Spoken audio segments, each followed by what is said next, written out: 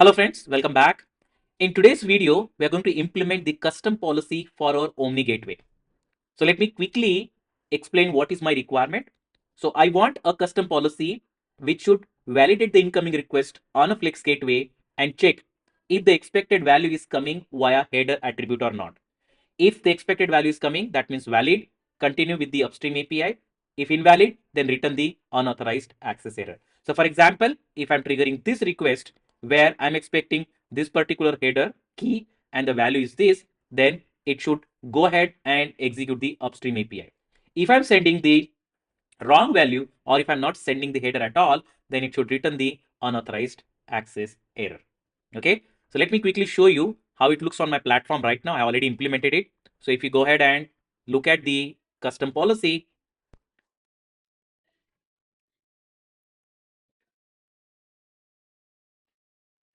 you can mention your custom header name here, and then you can mention what the value you're expecting.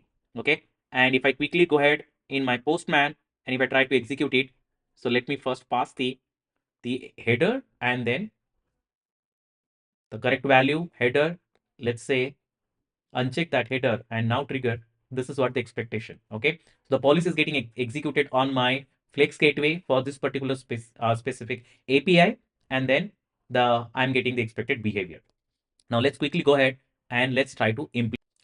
Now let's start to implementation. Okay, so first we need the required tools. So what we need is we need Rust compilers because we are going to implement this custom policy using Omni Gateway Policy Development Kit and Rust framework.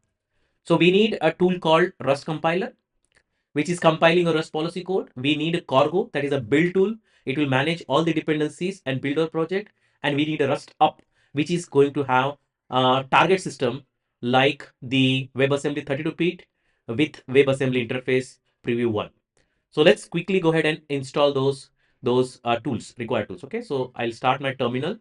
Okay, so I'm starting my terminal from my, okay. So let's go ahead and let's fire the first command, which is going to install compiler, cargo, and rustup. Let's go ahead. So it is asking me whether you want to start with standards and just press enter. Okay. Then I'll reload my shell so that whatever is installed, that will get refreshed on my terminal. Okay. Done. Then I'm going to set the cargo generate. So this cargo generate will give us the template by using which we'll create the custom policy project. So let's install the cargo generate.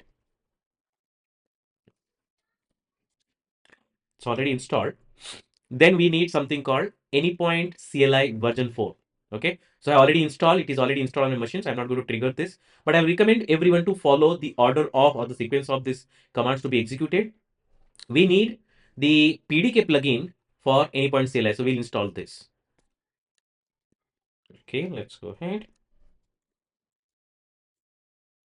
Once it's installed, we'll check and test the connectivity with our Anypoint CLI. Okay, so let's go ahead. Everything is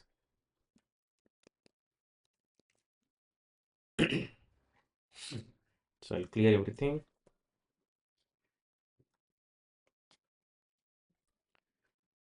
So all are installed now. This one also installed, this one also installed, and version is there. Yeah. So connectivity with my Anypoint platform by using Anypoint CLI, that is also working. So we are all set now to create the custom policy project. So let's go ahead and fire the another CLI command, which is going to create the custom policy project using PDK plugin. So let's go ahead and I have created this project multiple times, so this directory will be there.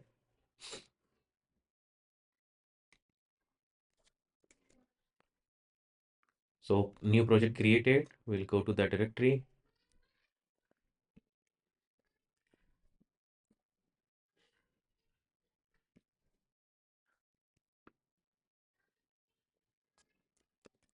Okay, let's open this project from our, either we can use a cursor or we can use our, so I'm going to use a cursor. Let me show you the structure of the project. So we'll have definition, okay, where this file will take care of rendering our UI. So whenever we are configuring a policy on API Manager, it will show the properties, what all properties we are expecting for the configuration. Okay, so this is the file which will take care of rendering your UI. Then we have something called source lib.rs.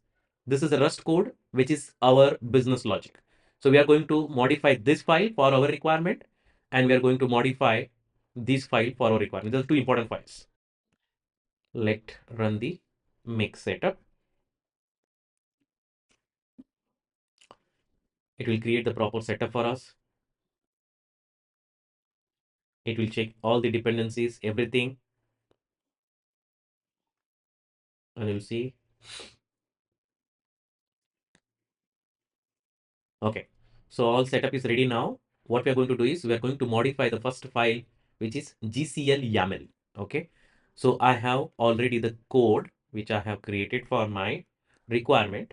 The file will be similar, just small change in the family. This properties will be changed. Okay, so Control A, Control V. Now you see, I'm expecting header name and the expected value, and I'm saying both are required. Okay, that's the only change. Okay, I'll save this.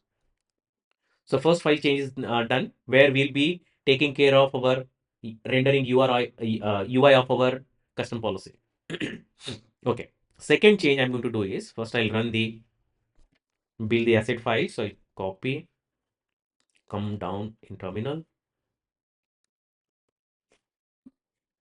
So once I change this file and I run the command, one change will happen inside the so you'll see in the generated folder there is file called config.rs. This config.rs will be generated after we execute this build asset files. Okay, so if you look at this particular file, if you want to see, then it has the structure of our UI which is going to get rendered. Okay, so one is your expected value, another is your header name. Yeah. Second change we are going to do is we are going to open our lib.rs, where we'll be having our business logic. So I'll delete everything from here and I'll copy my code and I'll explain or will decode each and every line from here. Control V. Okay. So let me, let me decode each and every line from this business logic. So this is standard. Okay. So this top 5 lines are standard. So first line says that in your project, there is a generated folder. Use that inside this code. Second line, it will be, importing the error handling functions, which will be used in your code inside our main function, which is our configure function. Okay. Then we'll be importing the PDK high level objects and functions and APIs, and we'll be importing logger functions, which will be helping us to log the messages. Finally, we'll be importing the configuration, that structure which is available inside our config.rs. So this structure will be used to pass the configuration which is done on API Manager. So there are two important functions here. One is the request filter, where we'll be writing the business logic to filter the incoming request. Second one is the main function, which is configuring our policy. Okay, so this configure function will launch and get the configuration. And if it's not able to configure, not able to pass the configuration, then immediately it will throw error. Okay, if everything is fine, it is able to pass that, then it will call our request filter function with request state and the configuration. Now in the request filter function, the incoming request and the configuration on API Manager, that will get compared. Okay, so first from the request state, it will take the header state and it will take the handler for the header state here, so that it can get the actual value coming from the request of the header. From the configuration, it will pick the header name, it will pick the expected value, and then this actual value is equal to, that means from the handler, it will get the string value. Now this actual value and the expected value will be compared, and if it is true, then flow will be continued. So the call will go to the upstream API. If else, then the flow will get break and it will return 401 from the Flex Gateway itself. Okay. So that's why I wanted to keep it very simple, so that on top of this business logic, you can build the complex custom policies. Okay, so you take this as a base where you need the understanding of the Rust code, and that is what I wanted to, decode each and every line of this particular file code. Now let's go ahead and start building our policy. Okay, so what I'm going to do is I'm going to run the next command, which is build.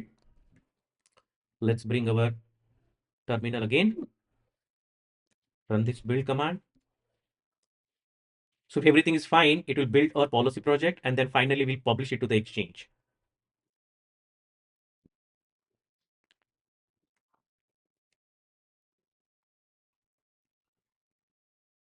So done. Now I'm going to publish it. Make, publish.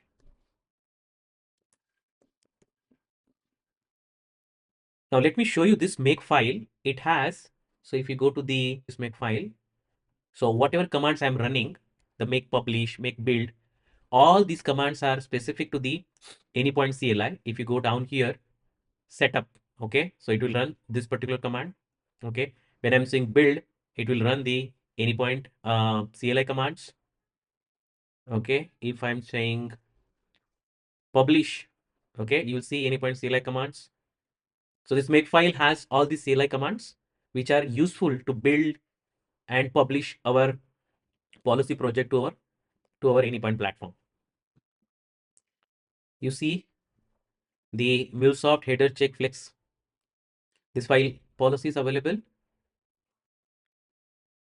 Now let me go to the API Manager.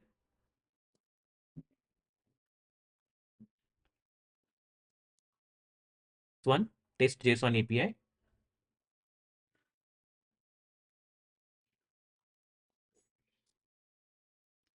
And we can go ahead and go to the policy section, add inbound policy. You see, this is the file, this is a policy just now we have published. So we'll select this, and you see the UI. This UI is coming from that GCL YAML file. So I'm saying I'm going to expect this header and this value. I'll go ahead and apply this. And if I quickly go ahead in my Postman, and if I try to execute it, so let me first pass the header and then the correct value header. Let's say uncheck that header and now trigger. This is what the expectation. Okay, so the policy is getting executed on my Flex Gateway for this particular specific API, and then I'm getting the expected behavior. Yeah, that's all from this session, guys. Hope you liked it. I'll recommend everyone to please follow the sequence of the commands and keep this video as a base reference and implement more complex policies for your Omni gateways. Before you go, hit the like button, subscribe the channel, hit the bell icon so that you'll get notification for upcoming videos. And if you have any comments or suggestions, okay, so please drop those in the comment section, and I'll try to come up with more interesting videos like this. Thanks for watching.